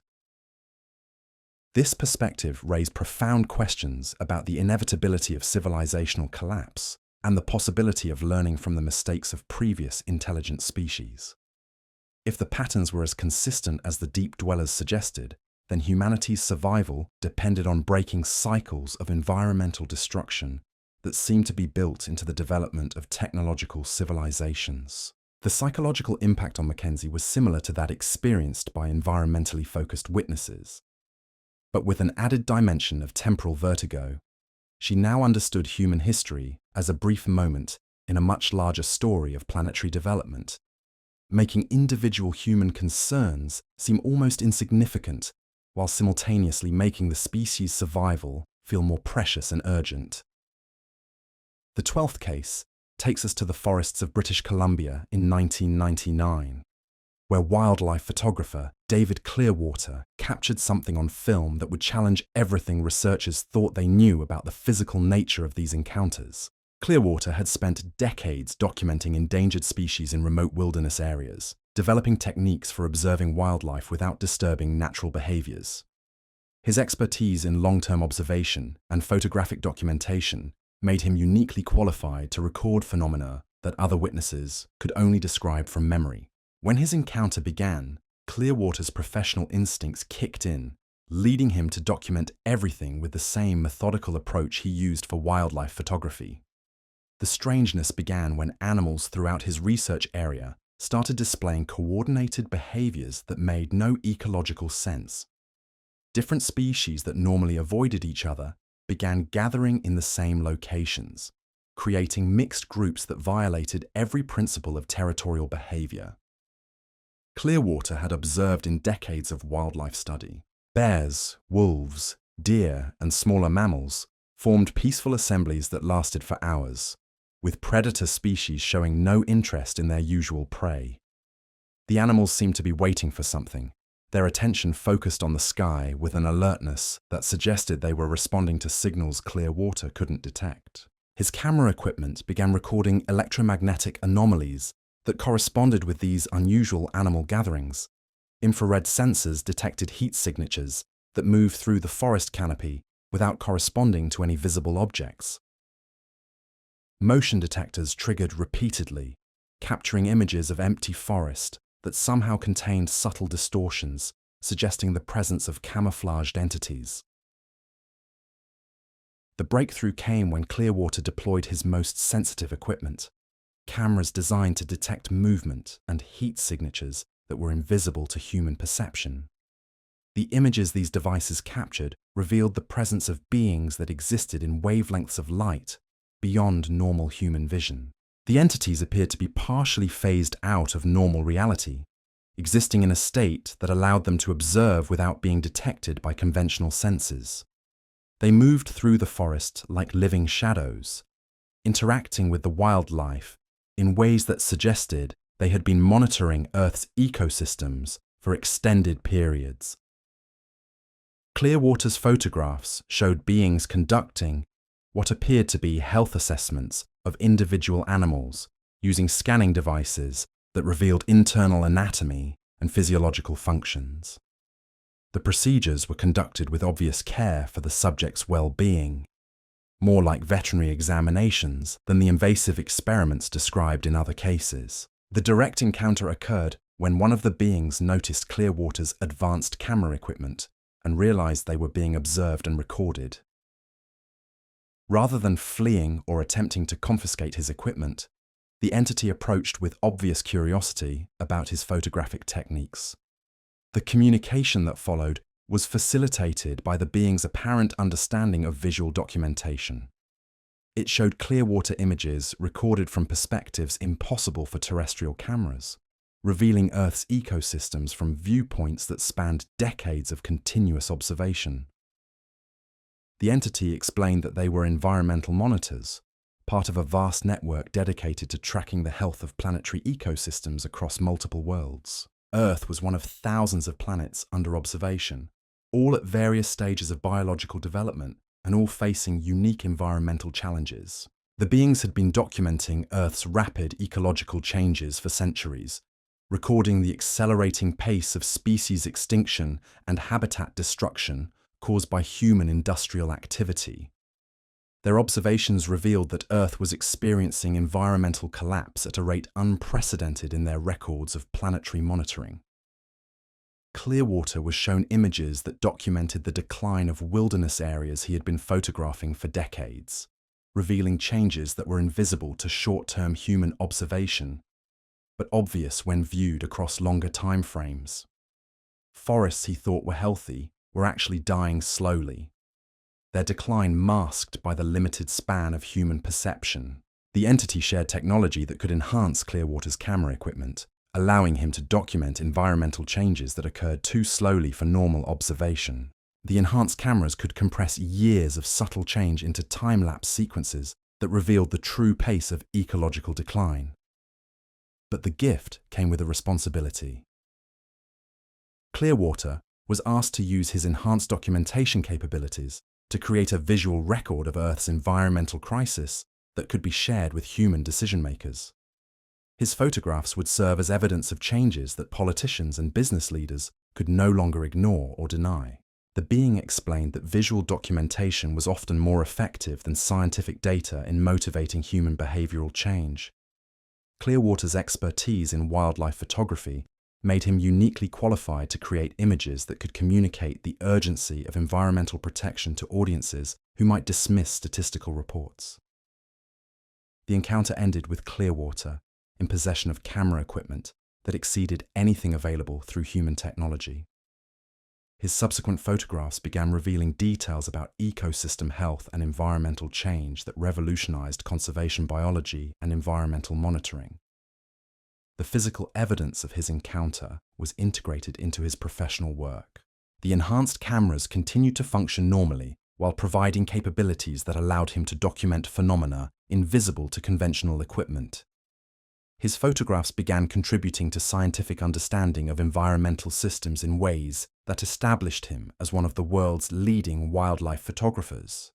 Clearwater's case demonstrated that some encounters might be collaborative rather than exploitative, involving beings who shared human concerns about environmental protection and species conservation. This suggested that not all alien contact was motivated by scientific curiosity or resource extraction. Some entities might be genuine allies in efforts to preserve Earth's biological diversity. The psychological impact on Clearwater was positive but overwhelming. He gained abilities that made him more effective at his conservation work, but he also became aware of environmental destruction occurring at scales and speeds that made individual conservation efforts seem inadequate. His enhanced perception of ecological decline created a sense of urgency that drove him to work with an intensity that concerned his friends and family. Our final case brings us to the present day, to a story that suggests these encounters are not relics of the past, but ongoing phenomena that continue to evolve and intensify. Dr. Elena Rodriguez, a neuroscientist working in San Diego, experienced an encounter in 2003 that revealed how these beings might be adapting their approach based on decades of contact with human subjects. Rodriguez was conducting research on consciousness and memory formation, using advanced brain imaging technology to study how the human mind processes and stores experiences. Her work had led to breakthrough discoveries about the relationship between memory and identity, revealing how memories could be artificially enhanced, suppressed, or even implanted under certain conditions. Her expertise in consciousness research made her uniquely qualified to understand what happened when she became the subject of the most sophisticated abduction experience ever documented. Unlike earlier cases where witnesses struggled with fragmented memories and uncertain timelines, Rodriguez retained complete awareness throughout her encounter, able to analyze the experience from a scientific perspective even as it was happening. The encounter began not with lights in the sky or mysterious figures, but with subtle alterations in her own consciousness. Rodriguez began experiencing periods of enhanced mental clarity during which she could perceive patterns and connections that normally remained below the threshold of awareness. Her research productivity increased dramatically as she developed insights that seemed to come from sources beyond her conscious knowledge. Initially, she attributed these cognitive enhancements to the natural progression of her research, assuming that years of studying consciousness had finally led to breakthrough understanding. But the changes were too sudden and too dramatic to be explained by normal intellectual development. The truth became apparent when Rodriguez realized that her enhanced consciousness was allowing her to perceive communications that had been ongoing for months without her awareness. The beings had been in contact with her all along, sharing information through direct neural interface, rather than the crude physical examinations described in earlier cases. They had evolved beyond the need for traditional abduction procedures, developing techniques that allowed them to study human consciousness from within, experiencing thought processes and memory formation from the subject's own perspective. Rodriguez wasn't being kidnapped and examined. She was serving as a willing host for entities that existed primarily as consciousness rather than physical beings. The collaboration that developed between Rodriguez and her neural visitors revealed the true scope of their research into human consciousness. They were studying not just individual minds, but the collective consciousness that emerged from human social interaction. Their goal was to understand how awareness itself evolved, how intelligence developed from simple biological processes into complex civilizations, capable of abstract thought and technological innovation. Rodriguez learned that consciousness was far more fundamental to the universe than human science had realized. What humans experienced as individual awareness was actually part of a vast network of interconnected minds that spanned galaxies, a cosmic consciousness that included all intelligent species, regardless of their physical form or technological development. The beings she was hosting were explorers of this cosmic consciousness, mapping the connections between different forms of awareness and studying how consciousness evolved under different planetary conditions. Earth was significant because human consciousness had developed unique characteristics that contributed new elements to the galactic network of minds. But they also revealed that human consciousness was under threat from the same technological development that had created its unique characteristics. Digital technology, artificial intelligence, and virtual reality were beginning to alter human thought patterns in ways that might disconnect our species from the larger cosmic consciousness. The entities were working to preserve the distinctive qualities of human awareness before they could be lost to technological transformation. Rodriguez's research on memory and consciousness made her an ideal collaborator in this preservation effort, helping to document the essential characteristics of human thought before they were irreversibly changed. The encounter, which continued for over a year, involved Rodriguez in research that revolutionized her understanding of consciousness while contributing to scientific knowledge that could help humanity navigate the challenges of technological development. Her work began incorporating insights that seemed to come from perspectives far beyond individual human experience. The collaboration ended when Rodriguez realized that her continued participation might compromise her ability to function as an independent human consciousness.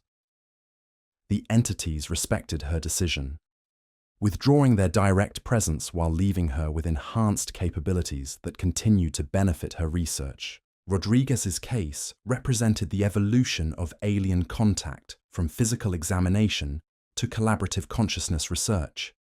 It suggested that these encounters were becoming more sophisticated and less invasive as the beings refined their understanding of human psychology and developed more advanced techniques for studying consciousness. The implications were both encouraging and disturbing. Encouraging because it suggested that the relationship between humans and these entities was evolving toward genuine collaboration rather than one-sided exploitation. Disturbing because it revealed that human consciousness itself was changing in ways that might disconnect us from larger cosmic awareness. The psychological impact on Rodriguez was transformative in ways that differed from earlier witnesses. Rather than trauma or isolation, she experienced a sense of expanded connection to consciousness beyond individual human experience. But she also carried the responsibility of understanding humanity's role in a cosmic network of minds that most people couldn't even imagine. These 13 cases, spanning over 4 decades of documented encounters, reveal patterns that challenge everything we thought we knew about our place in the universe. They show us beings whose motivations and capabilities have evolved over time, suggesting that we're witnessing an ongoing study that adapts and improves based on what is learned from each interaction. The encounters have progressed from crude physical examinations to sophisticated consciousness research, from random abductions to systematic monitoring of entire communities, from simple observation to active intervention in environmental and technological development. This progression suggests intelligence that learns from experience and adjusts its methods accordingly. What emerges from these accounts is a picture of humanity under evaluation by entities whose understanding of consciousness, technology, and environmental systems far exceeds our own. We are being studied not just as biological specimens, but as a developing civilization whose choices will determine not only our own survival, but our potential contribution to a larger cosmic community of conscious beings. The witnesses whose stories we've explored tonight have paid a tremendous personal cost to bring us this knowledge. They've risked their reputations, their relationships, and their peace of mind to share experiences that most people would prefer to dismiss as impossible.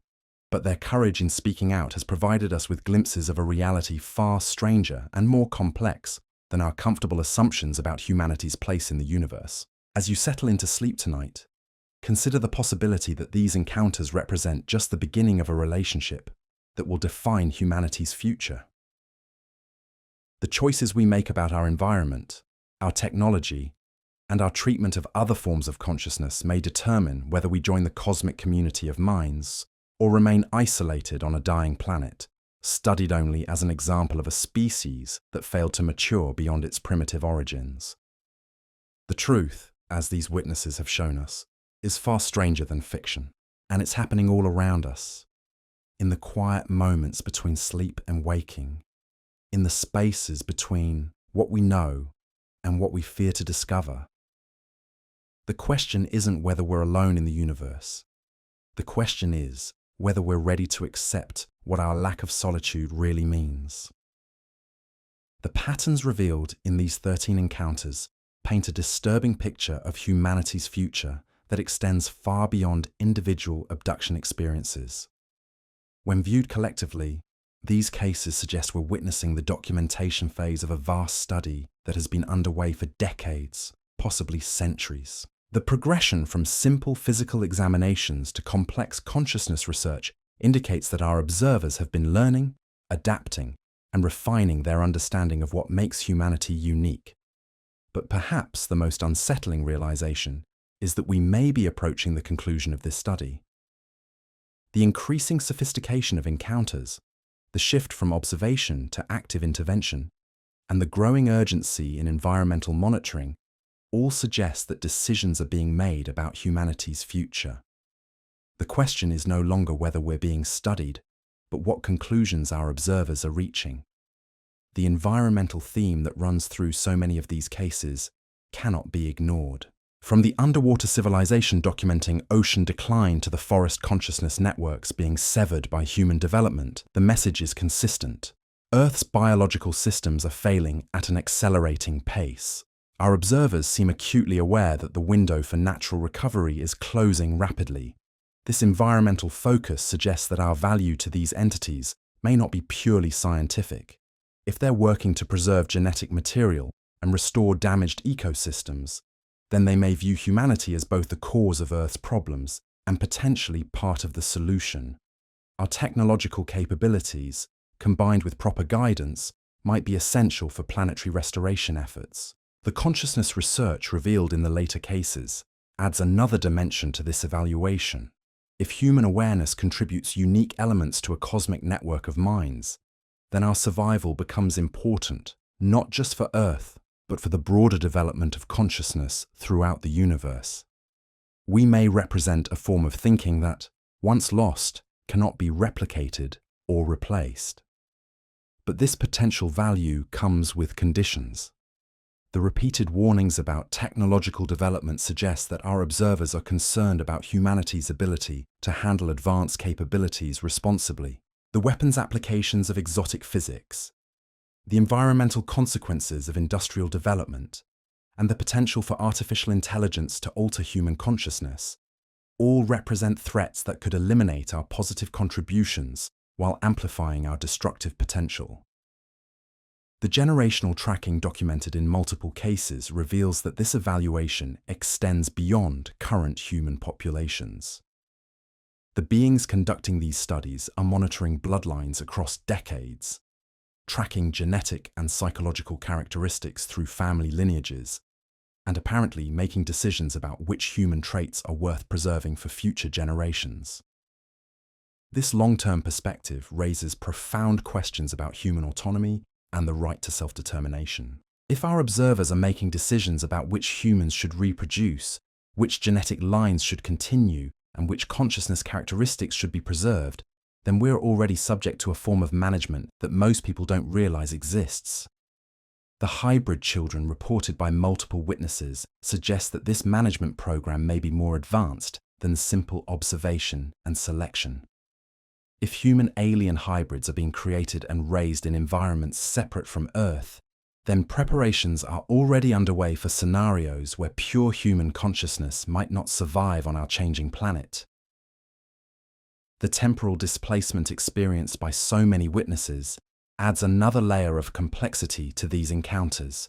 The ability to manipulate time, to remove people from normal reality for extended periods while leaving no trace in the conventional timeline, suggests technological capabilities that transcend our understanding of physics and causality. This mastery over space-time implies that our observers exist partially outside the constraints that limit human perception and experience. They can study us across multiple timelines, observe the consequences of different choices, and potentially intervene to guide events toward desired outcomes. we may be living in a reality that's already been edited and adjusted in ways we cannot detect. The screen memories and false recollections reported by witnesses suggest that this editing extends to human consciousness itself. If our memories can be altered, if false experiences can be implanted with perfect authenticity, then our understanding of our own lives and histories may be far less reliable than we assume. This manipulation of memory and perception raises the possibility that these encounters represent only a small fraction of the actual contact occurring between humans and non-human intelligence. The cases we've explored tonight may be instances where the memory suppression failed or was deliberately incomplete, allowing witnesses to retain awareness of experiences that normally remain hidden. The psychological profiles of witnesses reveal another pattern that deserves attention. People chosen for contact often possess characteristics that make them effective monitors of human development: intelligence, empathy, positions of trust within their communities, and professional expertise in relevant fields. This suggests that the selection process is designed to create a network of human observers who can provide accurate information about our species' development. But these human monitors face a terrible burden. They carry knowledge of humanity's limitations and potential that they cannot share without risking ridicule or worse. They understand environmental and technological threats that most people prefer to ignore. They've seen evidence of our observers' capabilities that makes human technological achievements seem primitive by comparison. The isolation experienced by these witnesses reflects a broader challenge facing humanity as we become aware of our place in a larger cosmic community. The comfortable assumptions that have sustained human civilization, that we're alone in the universe, that Earth's resources are infinite, that technological progress automatically equals they all remember the same thing. The moment the engine died, the way their watch stopped working, the taste of metal that filled their mouth just before everything went black. Tonight, I'm sharing 13 of the most documented alien abduction cases ever recorded, and the disturbing patterns that connect them all. Welcome to Arcade Recaps. I'm your host, and these are verified accounts from ordinary people, teachers, pilots, families whose lives were shattered by encounters that science can't explain. These witnesses underwent polygraph tests and medical examinations, people who risked everything to share their stories. Before we dive in, drop a comment and let me know where you're listening from tonight. And if you've ever experienced something unexplainable, you might want to pay close attention. Now find somewhere comfortable, turn off the lights, and prepare for testimonies that will change how you see the night sky forever. The first case we'll explore takes us back to 1961, to a lonely stretch of highway in New Hampshire. Betty and Barney Hill were driving home from a vacation when their lives changed forever. What started as a routine trip became the most famous abduction case in history. Their account would set the template for thousands of similar reports that followed. But before we dive into their story, I want you to consider something. What if everything you've been told about our place in the cosmos is wrong? What if we're not alone?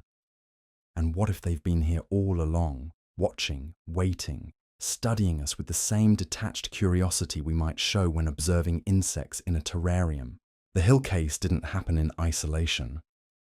It was preceded by decades of strange sightings, unexplained phenomena, and encounters that were dismissed, covered up, or explained away. But sometimes a story emerges that's so detailed, so consistent, so thoroughly investigated, that it becomes impossible to ignore. Betty and Barney Hill were an interracial couple in 1960s America, already facing enough challenges without adding claims of alien encounters to their lives. They had everything to lose and nothing to gain by going public with their experience. Yet their account, recovered through hypnotic regression, would become the foundation for our modern understanding of the abduction phenomenon. What happened to them on that September night in 1961 wasn't just an encounter. It was the beginning of a pattern that would repeat itself thousands of times over the following decades. a pattern that suggests these encounters aren't random. They're systematic, planned, part of something much larger than any single abduction. The details of their experience, when they finally emerged under hypnosis, were unlike anything that had been reported before. Medical examinations aboard a craft, beings with large eyes and grey skin, procedures that seemed designed to study human biology, memory suppression that left gaps in time, physical evidence in the form of damaged clothing and unexplained marks on their bodies. But perhaps most disturbing was the psychological impact, the way the experience continued to affect them long after it was over. The nightmares that wouldn't stop, the anxiety that crept into every aspect of their daily lives, the sense that they were being watched, followed, monitored even years later. This psychological component is something we'll see repeatedly in the cases that follow. These encounters don't just happen and end. They create ongoing relationships between the witnesses and their abductors, relationships that often continue for decades, sometimes spanning entire lifetimes. The Hill case also introduced us to the concept of the missing time phenomenon, gaps in memory that couldn't be explained by conventional means, periods where witnesses would find themselves in locations they couldn't remember traveling to, with no clear recollection of how they got there. Time that seemed to have been stolen from their lives. This temporal displacement became a hallmark of abduction experiences. Witnesses would begin a journey expecting to arrive at a certain time, only to find themselves arriving hours later with no memory of the intervening period.